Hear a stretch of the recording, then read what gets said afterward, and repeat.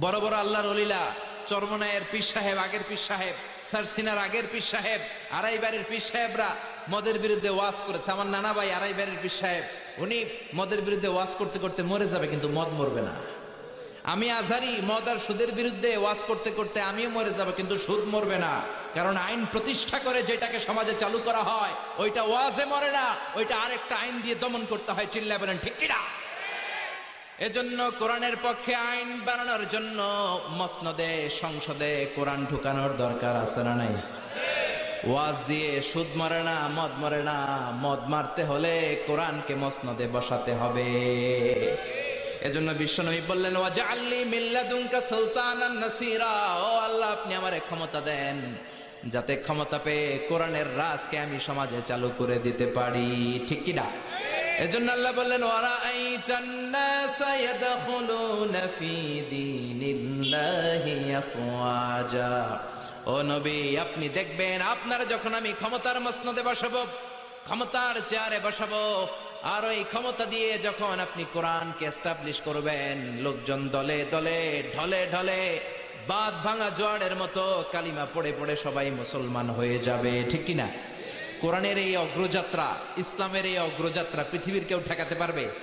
কোনো জেল, জরিমানা, রক্তচক্ষুর ভয় দেখিয়ে কোরআনের আওয়াজকে থামানো যায়? কোরআনের আওয়াজকে থামানো যাবে? কোরআনের ব্যাপারটা একেবারেই ভিন্ন। এটারে থামাইতে গেলে এটা লাফায় ওঠে, এটারে বন্ধ করতে চাইলে এটা হুঙ্কার দিয়ে গর্জে উঠে। চিল্লা এখন ঠিক কিনা? কোরআনের আওয়াজকে বন্ধ করা যায় না, কোরআনের এই শিক্ষাকে বন্ধ করে দেয়া যাবে না। এক জায়গায় আপনি কোরআনকে বন্ধ করতে চাইবেন, কোরআনকে স্তব্ধ করতে চাইবেন, অন্যান্য জায়গায় কোরআন গর্জে উঠবে। চিল্লা এখন ঠিক কিনা? এজন্য ঢলে ঢলে বানের পানির মতো লোকজন কালিমা পড়ে মুসলমান হতে শুরু করেছে। এই নিউজগুলো আমরা অনেকে জানি না। ইউরোপে, আমেরিকাতে প্রতিদিন স্ট্রিট দাওয়া হয়, কলেজ দাওয়া হয়, রাস্তায় রাস্তায় দাঈরা কালিমার দাওয়াত দিয়ে খ্রিস্টানদেরকে, হিন্দুদেরকে, ইহুদিদেরকে কালিমা পড়ায় মুসলমান বানায় ফেলছে। হাজার হাজার লোক ইসলামের সুশীতল ছায়াতলের নিচে চলে আসছে, কিন্তু এগুলো সিএনএন এ কভার হয় না, কেবল নিউজ নেটওয়ার্কে এগুলো পাবেন না, বিবিসিতে, ব্রিটিশ ব্রডকাস্টিং কর্পোরেশনে এগুলো আসে না। কারণ এগুলো আসলে গোটা বিশ্বে একটা তোলপাড় তৈরি হয়ে যাবে। এগুলো আসে না, এই নিউজগুলো আমরা শুনতে পাই না। বানের পানির মতো, বাঁধ ভাঙা জোয়ারের মতো লোকজন ইউরোপে, আমেরিকাতে কালিমা পড়ে মুসলমান হচ্ছে। খ্রিস্টানদের এখন সবচেয়ে বড় চিন্তা, who is this Muhammad, what is this Quran, what is this Islam? কি এই ইসলাম, কে এই মুহাম্মদ, কি এই কোরআন? বিশ্বনবীর নাম লিখে তারা অনলাইনে সার্চ করে। দে search by writing Muhammad, then they find a big biography of the last messenger. They read, they become convinced, they cry, and some of them they accept Islam. তারা বিশ্বনবী সম্পর্কে জানার জন্য বিশ্বনবীর নাম লেখা অনলাইনে সার্চ দেয়, অনলাইনে বিশ্বনবীর জীবনী পায়, পড়ে তারা অবাক হয়। অনেকে চোখের পানি ছাড়ে, যাদের নসিব ভালো কালিমা পড়ে মুসলমান হয়ে যায়। খোদ আমেরিকাতে এখন মুসলমানের সংখ্যা 30 লাখেরও বেশি।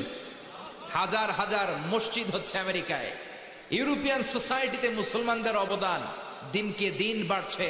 একটা জরিপে, একটা স্ট্যাটিস্টিক্সে এসেছে, একটা সার্ভেতে এসেছে, after the twin tower attack, the number of Muslim community already have been doubled in United states of America. Twin tower অ্যাটাকের পর, 9/11 এর পর আমেরিকাতে আগে যা মুসলমান ছিল, এই 9/11 এর পরে, টুইন টাওয়ার অ্যাটাকের পরে এখন মুসলমান তার দ্বিগুণ হয়ে গেছে। এজন্য যত সভ্যতা, যত শক্তি, যত সুপার পাওয়ার আছে, সবগুলোকে অবদমন করে সর্বশেষ যেই পাওয়ারটার উত্থান ঘটবে, সেটার নাম ইসলাম। সেটার নাম কি? বিশ্বাস হয়? একটু সন্দেহ লাগে, একটু সন্দেহ সন্দেহ লাগে না? স্যার স্যামুয়েল হ্যান্টিংটন একটা বই লিখেছে, দি ক্লাশেস অফ সিভিলাইজেশন, সভ্যতার সংঘাত। তিনি বলেছেন পৃথিবীতে এত এত সভ্যতা, সবগুলো সভ্যতার পরে সর্বশেষ যেই সভ্যতাটার বিজয় হবে, সুপার পাওয়ার হিসেবে যেই সভ্যতাটা দাঁড়িয়ে থাকবে, সেটার নাম ইসলামের সভ্যতা। সুবহানাল্লাহ। এজন্য ইমানের নূর দিয়ে, কালিমার নূর দিয়ে আল্লাহ যারে ধন্য করতে চায়, পৃথিবীর কোন শক্তি তাকে সেই নূর থেকে মাহরুম করতে পারে। আমেরিকাতে প্রথমে মুসলমান হলো বক্সার মোহাম্মদ আলী।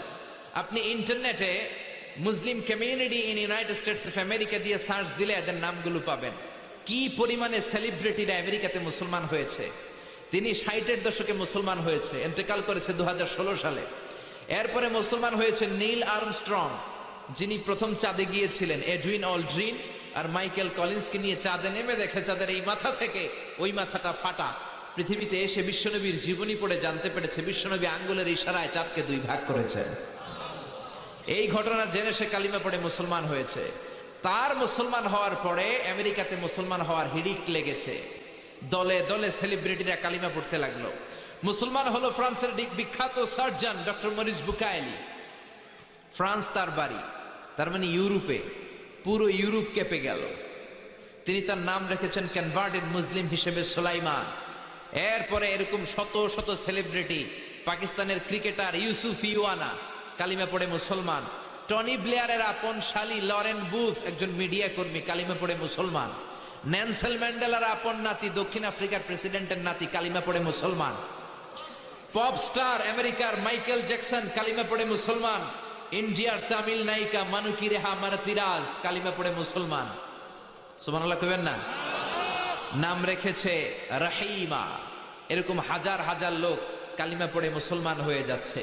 এজন্য ইসলামের বিরুদ্ধে ষড়যন্ত্র করে জেল জরিমানার ভয় দেখে ইসলামের অগ্রযাত্রাকে ঠেকিয়ে রাখা যাবে না। চিল্লা এখন ঠিক কিনা? আল্লাহ বললেন ইউরিদুনা লিইউতফিউ নূরাল্লাহি বিআফওয়াহিহিম ওয়াল্লাহু মুতিম্মু নূরিহি ওয়ালাউ কারিহাল মুশরিকুন। ইসলাম বিরোধীরা, কোরআন বিরোধীরা, তারা চায় তাদের মুখের ফুৎকারে কোরআনের বাতি, ইসলামের বাতিকে নিভিয়ে দিবে। আল্লাহ বললেন ও গোলাম শোনো, ইসলামের বাতিকে নিভিয়ে দেয়া এত সহজ নয়। আমি কিয়ামত পর্যন্ত রব্বুল আলামিন নিজেই ইসলামের বাতিকে জ্বালিয়ে রাখবো। গত 10 বছরে আপনি সার্ভে করলে দেখবেন বাংলাদেশে তাফসীর মাহফিলের সংখ্যা বেড়েছে না কমেছে? দাড়িওয়ালার সংখ্যা বেড়েছে না কমেছে? কোরআনের প্রতি প্রেম, আগ্রহ আর ভালোবাসা বেড়েছে না কমেছে? মুফাসসিরদের উপর আগ্রাসনের কারণে তাফসীর মাহফিল বন্ধ হয়েছে? এক মুফাসসির কারাগারে, লক্ষ মুফাসসির ঘরে ঘরে। চিল্লা এখন ঠিক কিনা? এক মুফাসসিরকে নিষিদ্ধ করলে আরো 10 মুফাসসির আল্লাহ জমিনে পয়দা করে দিয়েছে। এক জায়গায় কথা বলার সুযোগ বন্ধ হয়েছে, আরো 10টা রাস্তা উন্মুক্ত হয়েছে। এজন্য ইসলামের অগ্রযাত্রা, কোরআনের অগ্রযাত্রাকে বন্ধ করা এত সোজা না। ইসলামের হেফাজতের দায়িত্ব স্বয়ং নিয়েছে কে? এজন্য রাব্বুল আলামিন বলেন ওয়ারাআইতান নাসা ইয়াদখুলুনা ফি দীনিল্লাহি আফওয়াজা। ও নবী, আপনি দেখবেন দলে দলে, ঢলে ঢলে, বাঁধ ভাঙা জোয়ারের মতো লোকজন কালিমা পড়ে মুসলমান হয়ে যায়। সুবহানাল্লাহ পড়েন। অবাক করা কাণ্ড যে ইউরোপে, আমেরিকাতে গোটা